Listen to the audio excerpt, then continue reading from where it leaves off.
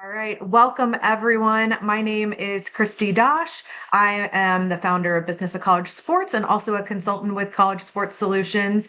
If you haven't been here with us before, we've been trying to do these workshops once every few weeks, once a month at least, to talk about current topics in college athletics and share some of the incredible expertise we have from Jeff Schimmel, the founder of College Sports Solutions, and then also John Hartwell, who's a partner in College Sports Solutions. Both of these gentlemen have experience sitting in that athletic director chair, an incredible experience at the conference level and with just about everything you can think about in college athletics. Welcome, gentlemen. Thank you for joining us today. Thanks for having us, Christy. Thanks, Christy. Looking forward to a topic that is at the forefront of everybody's mind. There is a clear correlation in the world of college athletics between investment in and success output, dollars in, winning.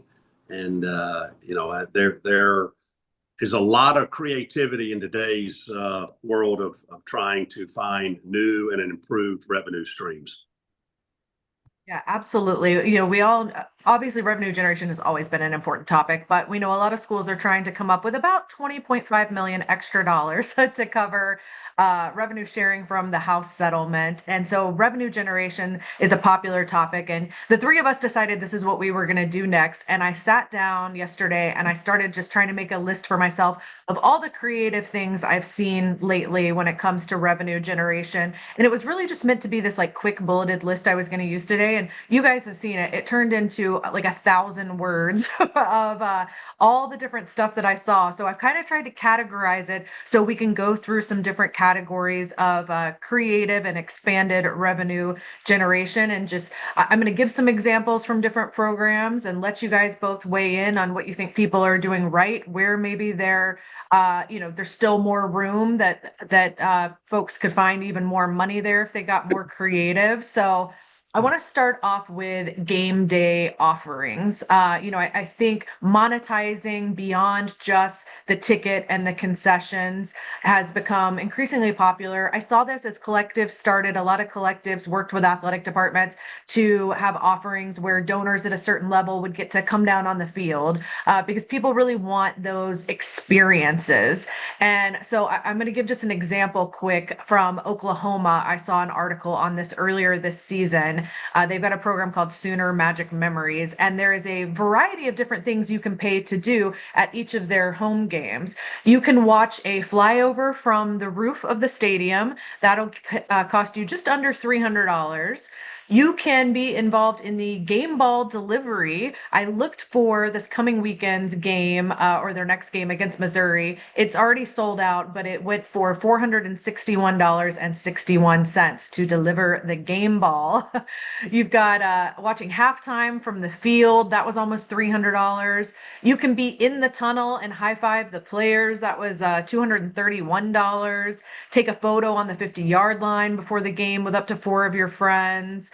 There's a red rocket ride you can get in on. You could have VIP access to the Walk of Champions. You can go Friday night to the farm to help prep the horses and the Sooner Schooner for kickoff. I mean, they have monetized just about every activity at a football game. I'm not sure I've seen anyone be quite this comprehensive. What do you guys think about the idea of monetizing all of these little experiences on game day? Well, I'll go first. What a change in our attitude, the look. I mean, it's not that long ago, Christy and everyone, that not only did we not even think about these sort of things and monetizing them, but we were bashful about putting signs up in our stadiums, advertising not just beer or alcohol or something like that is now prevalent today, but any kind of signage. And I think those types of things, maybe even led by, at the NCAA, the Final Four, there's no signage allowed, or there was no signage allowed in past years. So I think I'm always amazed at how far we have come in such a short period of time, limited only by the marketing people's imagination. Yeah, I would say that a term I always like to use is, and again, this is how cyclical our business is, just like everything in life is cyclical. But there was a time 10 years ago, 15 years ago, when as an administrator and especially being involved in development, you would say, hey, we've got to get out of the bake sale and car wash mentality, the high school mentality, which that still holds some truth. But as we're trying to maximize dollars, you look at some of these ideas that maybe 10 years ago you would have said, oh gosh, if it's not driving $100,000 per hit, hey, it's not worth doing. But if you can do this on a large volume basis, maybe it is worthwhile. I know one of the other things on campus on game day that some institutions have done is implement VIP parking or concierge parking for fans coming to the game, and student athletes are the ones parking their cars for them. So again,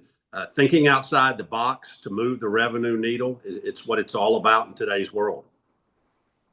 One that I held out because I wanted to talk about it separately is Oklahoma has been selling tickets this season to their post-game press conference. I mean, when I say they have monetized everything that happens on game day, it really feels like they sat down and looked at everything that happens on game day and thought, would a fan want to experience this? And if the answer was yes, they put a price tag on it. And they've sold out. I looked, they sold out for the Michigan game. That was just shy of $700. And it was for a ticket holder plus one guest. So really you get two people for the $700. The Auburn game was just under $600. Illinois State's just under $500. Those all sold out. As a journalist who's been to the press conference, I don't find it all that thrilling. So I'm fascinated that fans want to go to this so badly. What do you guys think about letting fans into the post-game press conference? Well, Well, again, it's a revenue opportunity, but just like in a Final Four or a CFP game or anything like that, I think a cooling off period is nice to have both for a coach and any players involved because if you lose a game that comes right down to the wire or there's a call that goes for you or against you could create some challenges. But the other opportunity from a revenue standpoint, hey, can you charge even more if that fan is given the opportunity to ask a question? Which again, that could tread on a dangerous zone, but it may be something that you could monetize. How far can you push that before a coach is like, I'm not doing the post-game press conference? and just to add one other thought there, I think we've known for a long time that whether you're $100 donor or $100,000 donor, you love to rub shoulders with the coaches and the players. And if we can create opportunities to let them be in the same room, let them be on the field, let them be in the vicinity where you can have, even if it's very minimal interaction, most of the fans and donors and supporters love that interaction, love that ability to say, hey, I was down on the field and I was 2 feet from the head coach. That was really cool. So I think we're recognizing that and monetizing that these days. I would encourage people too to look beyond sort of the obvious sports like football and basketball. Jeff, what you said reminded me of a conversation I had with Leah Clapper one time. She was a gymnast at Florida. And when NIL first started and she was working with the collective, one of the things they were doing was these sort of Zoom meet and greets. And then I think they had some in-person ones as well. And she actually said, she enjoyed that because she felt like before NIL, she had very little interaction with fans. And she actually wanted more of that, in a sport that doesn't always get the spotlight. She thought it was so cool to finally get to interact with fans and to have these events that were set up specifically for that. So I would just encourage people too to think outside of sort of the obvious sports. There's a lot of little kids who would, play lacrosse and would love to meet one of the lacrosse players or a baseball player or whatever sport it is. So I don't think these kind of opportunities are limited to, football and basketball and the kind of high visibility sports. Absolutely true. Okay, what about what's a somewhat more controversial one, at least if you look at fan message boards, is some schools that added on to their ticket prices this year, specifically for football, is the ones that I saw. And I think Tennessee was the first one I remember seeing do it. They were going to add a 10%, they called it a talent fee to tickets for revenue sharing. What do you think about being so, it's not so much that they're increasing the ticket prices. I mean, that obviously happens over the years, but what do you think about being that sort of transparent and vocal that the reason we're doing it is to put it aside for revenue sharing? Because not all fans are on board with NIL and revenue sharing at this stage. So what do you guys think about being so transparent with a increase like that? Go ahead, Jeff, if you want to go first. Yeah, in fact, that's a really good question. We have several clients who have really strongly considered that. They haven't done it yet. Lots of pros and cons. I think for those that have great success in their programs, a little easier to sell. And the people that, if you educate, and I think that's a big part of what schools are trying to do now is educate their fan base, educate their donors and supporters about what this all is. What is revenue sharing? What is NIL? And how can you help us get there? And I think if the education part of that is really good and you have a very supportive cast, I know one of our clients who I'm not going to name them, but they are a Power Four, very successful football program that I think they're on the verge of doing this. Same kind of a seat fee. They call it a seat fee for all their season ticket holders in the sport of football. And again, this was a percentage. I think it was 5% for them that they were considering, and it may be something they're going to do next year. But I think for sure you're going to see more of it. You just are for those at that level that want to maximize their revenue sharing. I do think the transparency is a way to go in doing this, but I think there are multiple ways to approach this because I do know that some of the folks who have gotten out there with the talent fee have gotten some pushback, not only from their fan base, but from some student athletes within who said, hey, if we're doing this for football, why aren't we doing it for women's soccer or volleyball or baseball or whatever? So I think you've got to be strategic in how you roll it out. But I agree with Jeff in that some of the bigger name programs, it's easier to do this. And if you feel like you have had sustained success or on the verge of success, I think it's harder at a group of six school at a FCS school to do. I think you're better off just raising ticket prices and trying to accommodate some revenue share within that increased revenue. Zooming out a little bit from game day to the venues we play in, the next sort of category of things I gathered here is stadium tours. So I saw one specifically, the one that I ran across was Ohio State doing stadium tours. It looks like right now on non-game days, it runs you $31 to $41 per person. Game days looked like it's $76 a person. For example, I looked on a day they had a night game. They were going to do the tour at like 8:30 in the morning.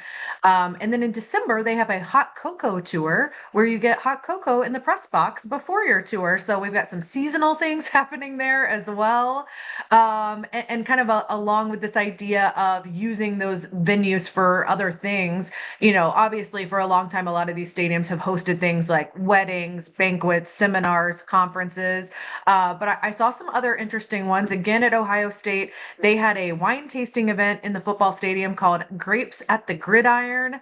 That was $101 a person and had a stadium tour plus a wine tasting. And then one I hadn't seen until actually this morning when I was doing some research is we've got some stadiums that are hosting fantasy football drafts at the football stadium. Fresno State was renting out their suites. $1,000 for the suite. You got 3.5 hours of access to the suite, food. Your whole group could take a photo on the field. They were going to wheel in a big draft board for you. So $1,000 for that suite. UConn did it a little bit differently. They did $75 per person. You got a tour and there were some food options. They weren't as detailed with what all you were going to get there, but some different outside of the box thinking for events. And then of course, the big ones that I think probably have the opportunity to make the most money, concerts. So Michigan hosted Zach Bryan. They had over 112,000 people there. It was the largest ticketed concert audience in U.S. history. They made an estimated $1.7 million hosting that concert. But I wanted to give an example that wasn't necessarily, a 100,000 plus seat stadium. Toledo hosted Zach Brown, and that was reportedly still six figures in revenue. Kyle Field hosted George Strait, Parker McCollum. Neyland Stadiums had Morgan Whalen. All of those generated millions. So, from tiny events like fantasy football drafts to giant events like a concert, it's actually the one thing that the NIL director at Florida said when he spoke in my law class this fall, when people were talking to him about increasing revenue. He said he thought the number one sort of untapped thing at Florida was hosting concerts at the football stadium. So I feel like that it's trendy now. It's starting to become more common. But what's your position on leveraging football stadiums, basketball arenas for these sort of outside events?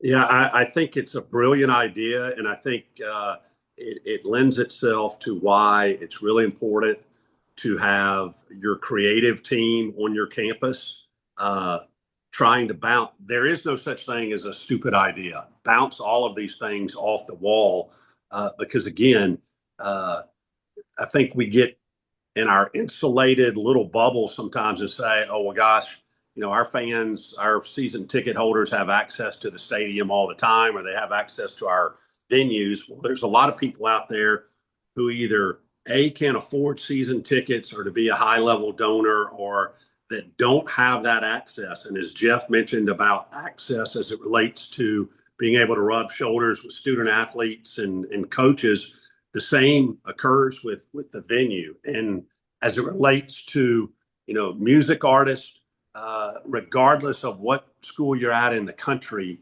there are artists out there who either have attended an institution, are in close proximity. I think about Appalachian State, and they had an Eric Church line. He's from Hickory, North Carolina, and they had an Eric Church merchandise line. I think Georgia Southern had Cole Swindell, had him doing stuff. Obviously, your alma mater, Christy, the whole Tom Petty, God rest his soul, but the Don't Back Down and all of the affiliation with the Gainesville area and Tom Petty and the Heartbreakers. So that's been going on. It really hasn't been capitalized, but I think folks are realizing just how much money can be generated off such events. And two kind of follow-ups. John said it well. I think John and I've sat in that AD chair, and in this day and age, I don't know of a single old former colleague of mine or current client of ours that is not sitting in that chair right now saying, "Bring me ideas." It's small revenue, large revenue, and everything in between. Bring me ideas. If we can net positive results from these sorts of events, we're going to do them. And I think the second thought I had was on the stadium tours that are happening. I think it's a lot like rubbing shoulders with coaches and student athletes. Those stadium tours, they want to see the locker room. They want to see what happens on game day that nobody else gets to see. Whether that might even be the coach's box and the press box where they're calling the plays. Those sort of things are that's what fans want to do. They want to see what really happens on game day. So I think again, those are great ideas that everyone is now taking those ideas and making them even better.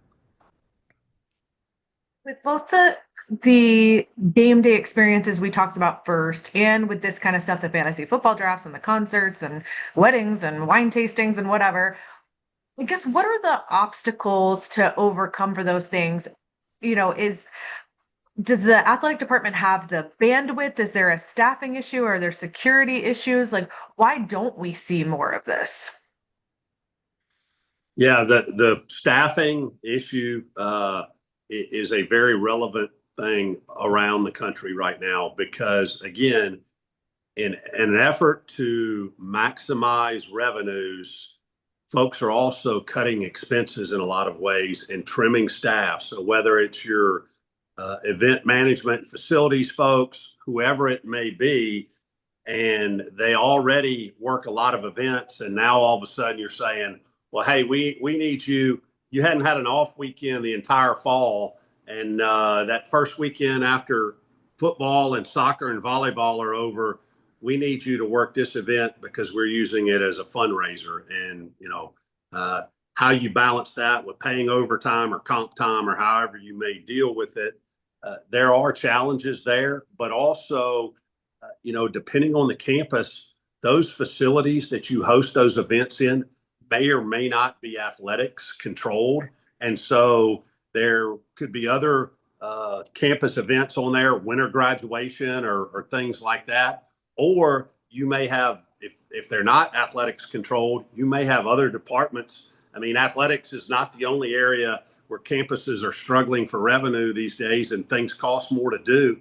You may have some other departments that have revenue generation needs who maybe want to do a similar type event. Yeah, Jeff, I was going to ask you, you and I know, have done some consulting work where we have helped athletic directors go in to bargain with university presidents over parking revenue and licensing revenue and all kinds of stuff. If you do have university controlled venues, how can athletic directors sort of make the most of these opportunities and bargain with the university to be getting some of this revenue?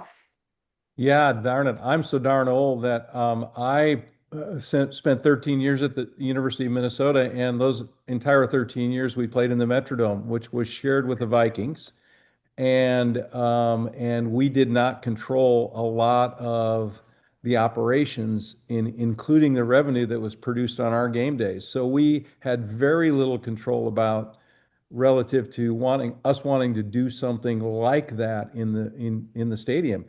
And then I go to San Diego State and we share the stadium with the Chargers.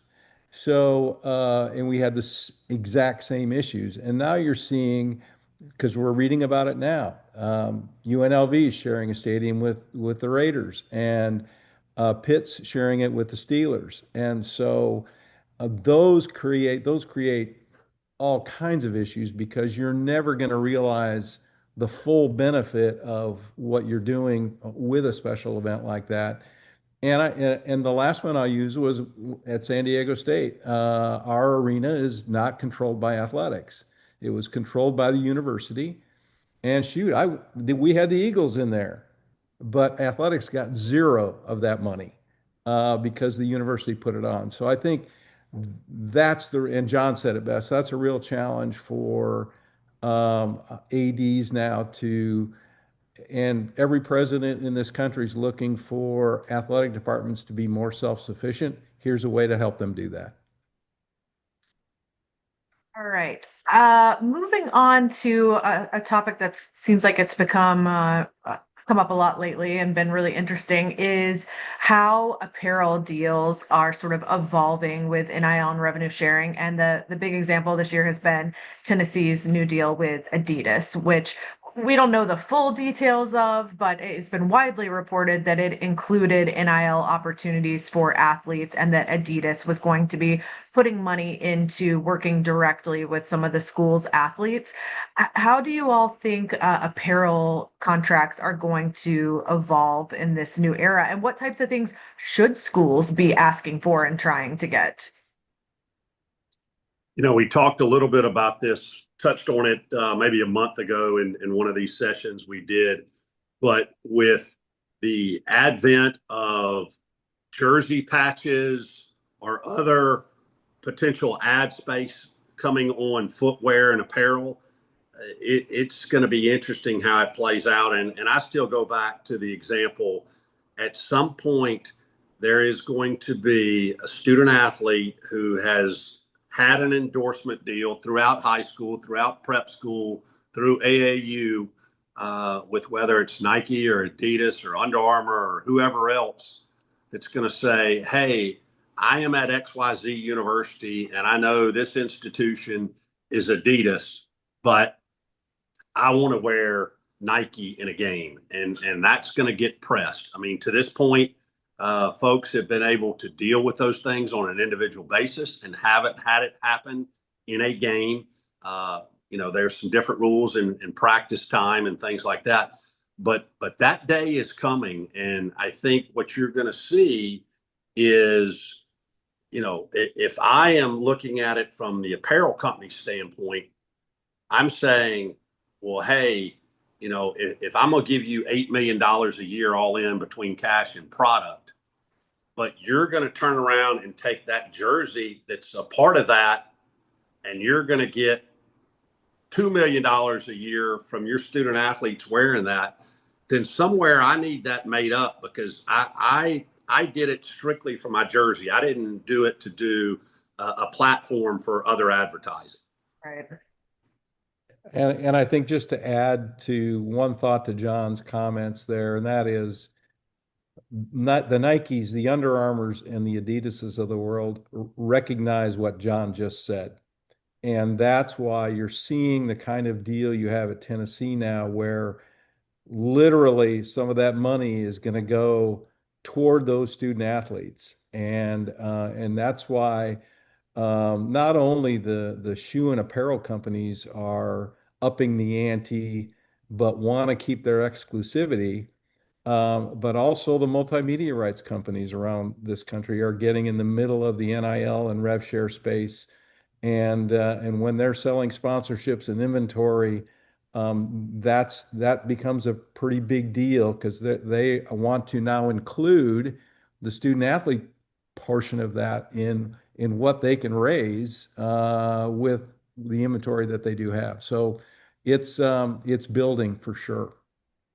I wanted to give a side note I had in my notes here. So the rule change for jersey patches was proposed just last month, and there was a report that it could be worth up to $12 million a year for the sort of blue blood programs. And by comparison, NBA franchises are currently making 10 to 20 million a year from jersey patches. So that could be a potentially large category. And that kind of leads us into also, I wanted to, Jeff, you mentioned the MMRs. I wanted to talk about that briefly for a minute, because we do see, Learfield and Playfly and the other companies in that space beginning to integrate NIL more. And one of the examples I saw today was where University of Texas and Learfield had been trying to figure out how to integrate some NIL and individual athletes with St. David's Medical Center, and they ended up doing video testimonials that all featured University of Texas athletes who were born at that hospital.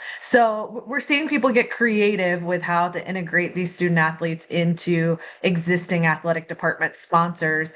Anything else we want to add in on the MMR side of things? Well, I think what you just said is true. Multimedia rights companies, the Learfields, the Playflies, the JMIs of the world, they're bringing in all new marketing people for just this very reason, for new ideas. What a great idea at Texas to interview the student athletes who were born there. I mean, the creativity that, again, limited only by your own imagination, I think. And that's where MMR companies are going. That's where the apparel companies are going. No, Here's a I'm Go sorry. ahead, John. I was just going to add, I saw a really creative ad on a regional sports network the other day that actually featured four volleyball student athletes who, volleyball student athletes across the country aren't typically getting commercial opportunities because they're not highly visible. But this commercial was for a tire company, an auto service and repair and tire company. And it talked about the stage was a player who was going to be late to practice because her tire was low and she had to stop and go get it repaired, and had teammates with her. But I thought it was really creative in how it was done. You don't have to have a recognizable face to drive market share. It's a student athlete in a uniform for whatever university. Absolutely. All right, I think that the next category is fun. I had a lot that kind of fell under this, and this is sort of new or expanded licensing categories. So the one that probably gets the most love and coverage is school branded beer and spirits. And I found a few examples that I could share with everybody. Marquette has a partnership with Third Space Brewing, which is based there in Milwaukee, for Marquette Golden Ale. And Marquette gets 15% of all the revenue from that beer. And I found some stats Learfield put out. So Learfield manages sports sponsorships for over 160 universities and has licensing agreements for nearly 800 colleges. They said that 93 of their schools had licensing deals for their own alcoholic beverages in the first 6 months of this fiscal year. And that's a more than 50%, actually, an almost 60% rise from the previous fiscal year. So we definitely see huge growth when it comes to licensing for alcoholic beverages. And the last numbers they put out said that college licensed alcoholic beverages had 7.5 million in total sales in fiscal year 2024. So, I remember when I first started reporting on college sports like 15 years ago, and a lot of schools didn't even sell alcohol in the stadiums and sort of the general population. Now it feels like almost everybody does. And now we're slapping the school logo on beer and bourbon and vodka and you name it. And I have no problem with it. I'm a big craft beer person, so it's fun to see all the craft beer stuff that's coming out. But what do you guys think about that as a new licensing category and something to pursue for additional revenue? Well, I'll go first there. With the explosion of microbreweries around this country and having their own beers and the different kinds that are being made and the success they're having, it's a natural. I think about I'm a partial owner of a restaurant and a sports bar, and my former colleague, former AD at Cal Poly down over Hellman, sent me the Cal Poly branded beer so we could put the sign up in the restaurant. Everybody, I think, is looking at that as, and the breweries love it because they want their beer out, and if they can put the Cal Poly San Luis Obispo label on their beer, that's big for them. They love that. So it's gonna continue to grow. I think part of it is the evolution of societal norms, and people, just like any topic, you can argue for or against it, and you're going to offend somebody. But I think whether it's casinos, and I remember when casinos first ventured into the college athletics world, you could only advertise the resort, or a lot of institutions would only allow them to do it if it was advertising the resort, not the casino portion of it. But that has been there.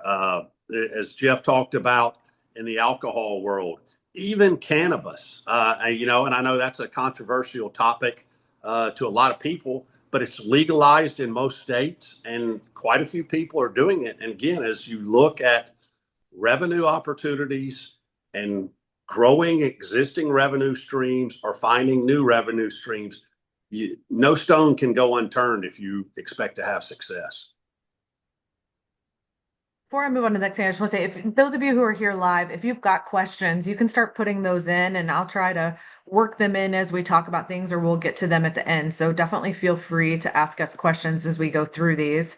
I was going to go through some other fun licensing things, but let's stick with alcohol for just a minute. While you guys were talking, it was making me think, and I looked it up to make sure nothing has changed. But have either of you been to Colorado State since they built the new football stadium?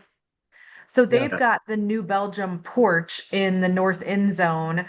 You've got to already be in the game and have a ticket, and then you can add this porch pass. And I went the first home game they had when they opened the stadium, and I remember being like a little shocked at first because I just hadn't seen it at another school at that stage. That they're taking us on this facility tour with the architect because it's the first home game since they built the stadium, and they're like, "Oh, and we have this giant bar out in the end zone." And it was like, wait, what? But New Belgium is such a huge brand there in Colorado Springs, and obviously nationally a big brand too. But headquartered there in Colorado Springs and such a part of the culture there. And it was really neat. We went out and checked it out. It's a really cool space, but just shows, how much has kind of changed in the last decade or two when it comes to drinking at games. So I pulled some of the numbers. Actually, I got this from Matt Brown at Extra Points. He just recently had some numbers for alcohol at games, and this was just figures from August and September of this season. So not even a full season, but just August and September. Nebraska had already generated 2 million in alcohol sales. Tennessee was at 1.6 million. And even on the low end of the scale, of the schools he had, not everybody responded to his FOIA request, but of the schools he had, Ball State was on the low end. They still had $11,500 for the season so far. And schools like Toledo and Western Michigan were kind of in the middle of the pack. They were over six figures, just not up in that $1 million plus range. So he had, if you go look on his Extra Points website, you can find the full chart that he had. But that's just 2 months of the season for one sport. And they're generating that kind of money. Do you guys have any concerns about schools adding alcohol sales at games that typically haven't had it, or at least haven't had it in sort of the general population of the stadium? Christy, I would say this because when I was the AD at Troy, this was 12, 13 years ago, and we implemented alcohol sales and did a deep dive into, and at that time, there were very few schools who had implemented in venue alcohol sales. But in looking at those folks that had, and I saw some stats not too long ago that this trend still continues, the number of alcohol related incidents in venues has actually gone down. Many places that have implemented alcohol sales, because what you had previously, and again, I'm not going to say right, wrong, or indifferent, it's just facts. You had a lot of people who they knew they weren't going to be able to have alcohol, at least legally, in the stadium while they were watching a game. So they would binge drink for an hour or 2 hours before the game and become intoxicated. Whereas now, with the ability to buy in stadium, they're less likely to be out binge drinking like that. So it's spread out. And as I've had several of my colleagues point out to me, said, hey, it depends on where you go too.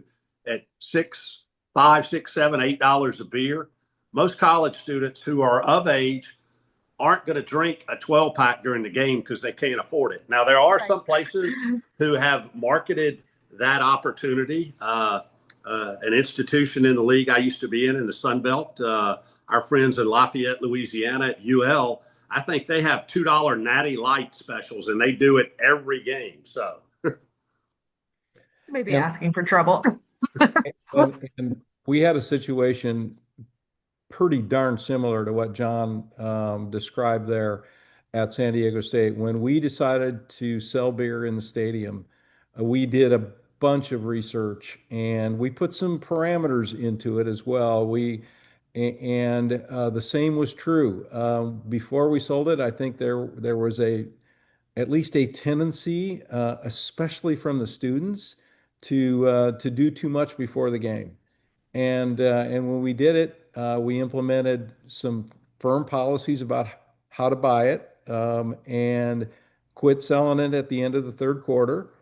And same thing happened to us. Less incidents of drunkenness or misbehavior, all those sort of things were prevalent as soon as we did it. So we were actually patting ourselves on the back for not only maybe providing something we hadn't provided, but also making it safer. I agree. Just to finish off my sort of licensing categories, the fun ones I found are having your own licensed coffee. There was an example for beef jerky, cigars. They say drinkware is very popular, whether that's, water bottles, wine glasses, whatever that might be.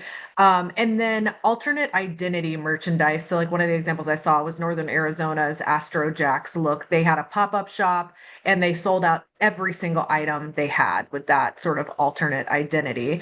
So like Jeff has said several times now, you really are only limited by your imagination with with what you can co-brand in this space. So there's some fun examples out there. We've got a question I was going to slip in before we get into our last few categories here. Question from our audience is, in your experience, how open are schools to student athletes bringing their own revenue generation ideas to the table? I'll go first, John. I mean, and I'll be quick. I think, shoot, every administrator I'm aware of welcomes that from their student athletes. They would love, and especially with our SAC councils and those sort of things. I know this is a major subject almost every time they meet, and so, boy, most, if not all, institutions would welcome that, and I think encourage it. I mean, it's only common sense. You could take any five student athletes from across the country, any institution, and they are a whole lot more likely to be significant social media influencers than Jeff or I are. It's just a byproduct of the demographics. So to utilize student athletes and their creativity, by all means, if people aren't doing it, they're getting left behind. Yeah, they might know things that work for their particular sport. I don't have a great example, but you might have a volleyball athlete who's like, if we did this at games or we offered this to fans, and it might be something really specific to that sport that maybe no one who's been discussing these ideas in athletics, has that kind of knowledge of that particular sport. So it seems to me it would make sense to to give them that opportunity to offer up ideas. All Absolutely. right. Moving down my list here, my next one is on-field advertising. So we're just starting to see more of that. And the one of the examples I had here that I could actually get some sort of figure on is Auburn.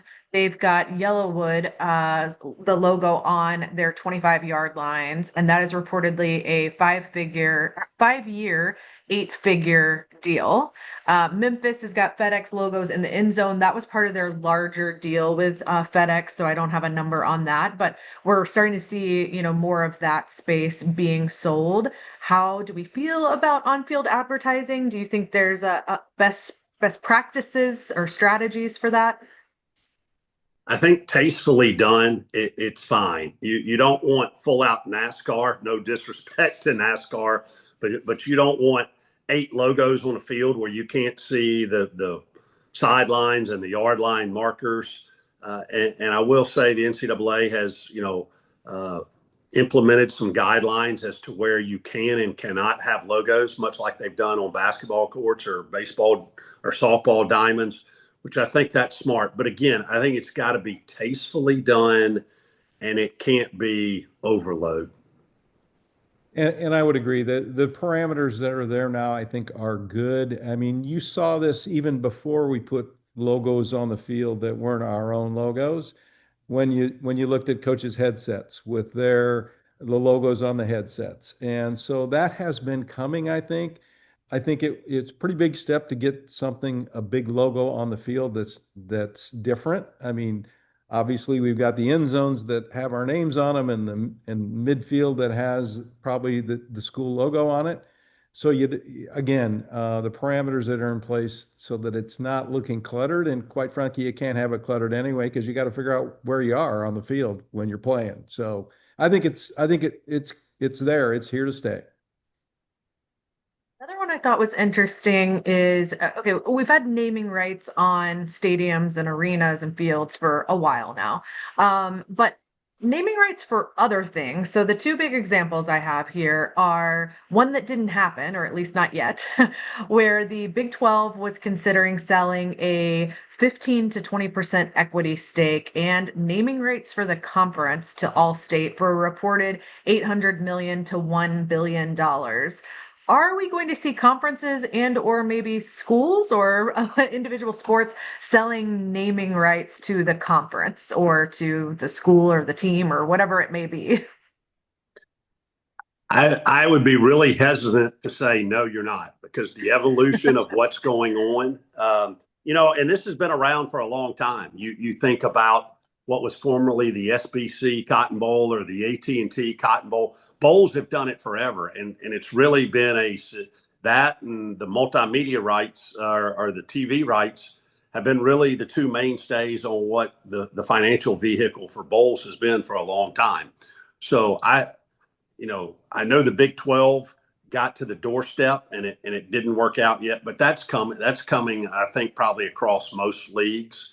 And I the last component of this, I would say, would be an institution's not going to change their name because obviously it goes way beyond athletics. But I think institutions and leagues are going to be as creative as possible again for driving new revenue streams.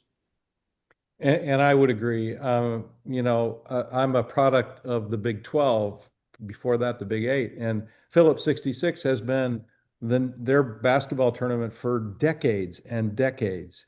And to take it one step further, I think it's not as intrusive to me as it might be having an investor in your conference, period, like the Big Ten's looking at right now. So I think that's a step in a direction that probably more people are going to go. And I think John's right. Institutions aren't going to do that, but the conferences, I think, are likely candidates. And the other one I saw for this is PayPal struck a deal with the Big Ten and the Big 12 to be the exclusive way that they pay their athletes for revenue sharing. And as part of that, PayPal gets sponsorship of the Big Ten rivalry series. So, there are more things you can sell naming rights for than you think of at first. Because if you really start thinking about all the things you could slap a sponsor name on, there's probably a lot of untouched inventory out there.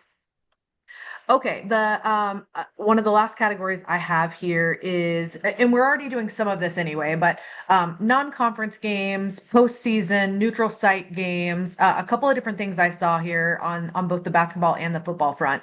There was an article recently in The Athletic that talked about this, and it was discussing how in non-conference basketball scheduling that historically schools have paid six figures to companies that arrange these multi-team events in the Bahamas and Cancun and all those kind of places.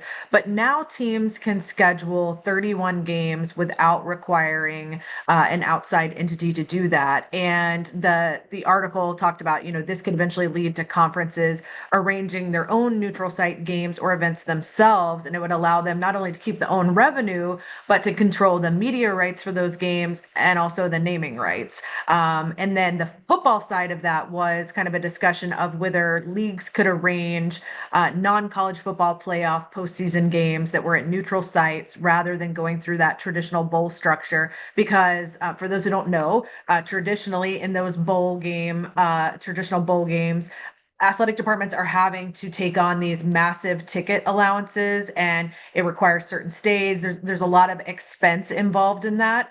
And there was a belief in this article, and I tend to believe this is true, that there's going to start to be some resistance from that. And if you can set up your own sort of neutral site postseason games, again, that's another opportunity for naming rights and other types of sponsorships.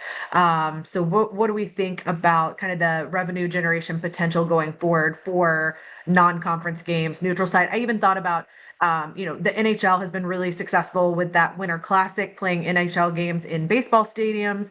The Braves, my team, just played this year at Bristol Motor Speedway. So also playing games in non-traditional type venues, I think, is kind of an untapped opportunity in college sports. Yeah, well, you're seeing it every day. I mean, I think, didn't we see an announcement this morning about a game going to Brazil? I think we saw, I can't remember, NC State and Virginia are going to play an ACC game there, I believe.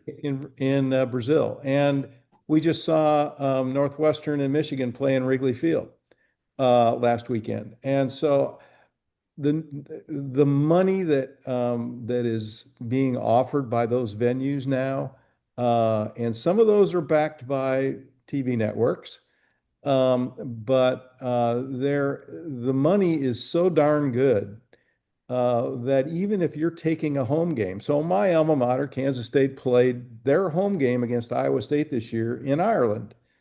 And the draw was money, obviously, and K-State had to agree to it because it was their home game. And I was glad to see Chris Kleiman say that he had talked to enough people about the experience for the student athletes that he was not going to turn it down, that the experience for those student athletes could be once in a lifetime to be in a foreign country and experience all that comes with it. So, yeah, they lost the game too, darn it. And so I think you're going to see more and more of it. The NFL has started it and is they're playing a game somewhere every week, it seems like. So I think it's going to continue to happen. I think Jeff's spot on there. The experience, student athlete experience, and giving them an experience outside the norm. Many of these on international soil, and the other component is with the flexibility now with revenue share at the institutions and the amount of money that these are driving. Is there is an avenue or a vehicle by which to be able to put some of this money back in student athletes' pockets. No different than you've got some coaches at the mid-major level now, especially in men's and women's basketball, who, as they look at future schedules, and it may be an example of where a coach is expected to play, enough guarantee games to make $270,000 over a year. So if they play 3 guarantee games at 90 grand a piece, that coach may say, hey, I'll play 4. And if I can get another 90 grand, I'm going to bring in 360, but I want 90 of that to go to rev share for my student athletes. And you see that happening on a regular basis now. Before we wrap things up, there were 2 kind of topics I wanted to hit here at the end. And John, I'll start with you on this first one, the online sports wagering tax. I know that you know a lot about this. What do we all need to know? Yeah, I was fortunate enough to help get that pushed across the finish line, if you will, here in the state of Louisiana. And one of the things, imitation is the finest form of flattery. People say, "Hey, well, where did you get that from?" I said, I dug in a little bit on what was happening in the state of North Carolina. Talked to my good friend Doug Gillen at Appalachian State, and he kind of went through some of the parameters of that. Ryan Ivey at Louisiana Tech. It was, and it was while I was still at ULM. Made some contacts with some Northeast Louisiana legislators who were very intrigued by the idea. Actually, got the governor's chief of staff involved, and he was very much for the idea. Has a son who is a freshman student athlete on the baseball team at LSU, and we were able to get enough momentum in the state legislature to get it pushed through. And the beauty of it is, and will continue to be, that's ongoing money. It's going to start at about $2.3 million a year, or excuse me, a total of $23 million for all 10 public Division I institutions in the state of Louisiana. As Jeff knows, or his son knows, Tulane was kind of left out of that because they're a private institution, but schools all the way from Southern University in Baton Rouge to Southeastern Louisiana to Nichols to McNeese State, Northwestern State, all the way up through LSU are getting the same thing. So significant dollars. And again, I think it's something several states have it now, and I think you're going to see more states work towards this model. And I would add, I know that we were doing some work for Grambling when this was happening, and how excited they were at Grambling to be part of that, John. So, and a lot of kudos to you for really authoring that and getting it rolling. Well, and you just look at percentages, because most of those schools I named, along with ULM and La Tech, I mean, $2.3 million, that's 10%, if not more, of their annual operating budget. So that's a significant boost. LSU, probably not so much. It's probably 1%, to over $200 million budget. But again, in today's world of NIL and rev share, $2 million is nothing to sneeze at, even if you're a Power 4 school. Absolutely. All right. Last but not least, we felt like we couldn't close this out without talking about private equity, especially since the Big Ten's potential deal has been in the news now for a while. Looks a little shakier now than it did maybe a couple of weeks ago. Jeff, you want to catch everybody up kind of with where we're at on private equity and any thoughts you might have on that? Yeah, my thoughts are pretty strong. I still I think we're trying, all of us are trying, and Christy, I'm sure you are too, every day trying to find out more detail about that Big Ten offer or proposal or whatever we're calling it these days. Um, at the end of the day, it's a little bit hard for me to imagine a conference, particularly one as prominent and strong as the Big Ten, arguably the wealthiest, arguably at least the wealthiest in the country, that there, and I know there is a plan. We've all read about the different distribution levels that would come to the different institutions in the conference. But at the end of the day, there is a return that has to go back. And and that part of it is so unique and so different and so to me unsettling that we're going to open up our books and actually bring a partner in that we have to guarantee a return to. We've never had that in college athletics before, and I'm and again, I'm telling you, I don't know the details well enough, other than what we all read in the papers every day about this.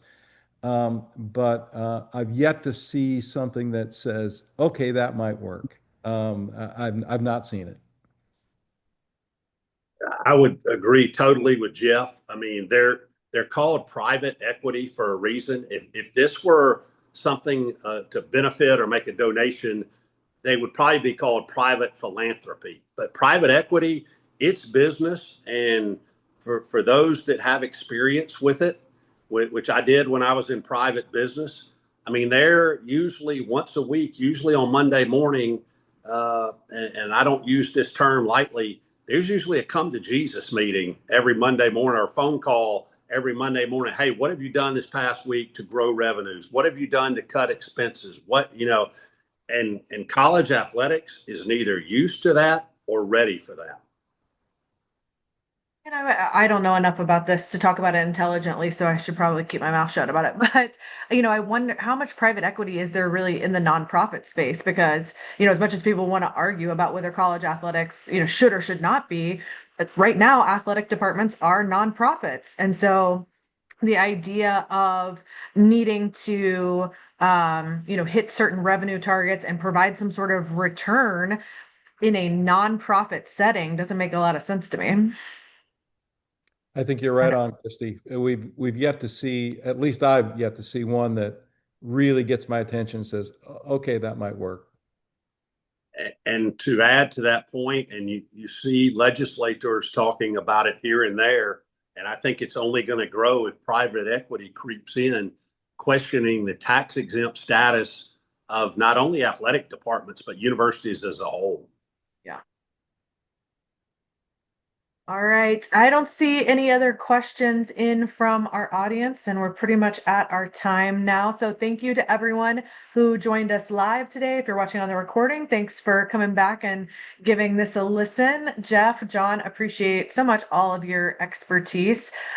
These are quickly changing times. We've now done a session on the coaching hot seat. We've done one on NIL. Now we've hit revenue generation. If you guys have ideas for something you want us to do coming up, drop us a line and let us know what you'd like to hear us do. And otherwise, we've got some more ideas, and we'll try to bring something again to you, probably before the holidays. Thanks, Christy. Thanks Great. so Thanks, much, guys. everyone. Take care.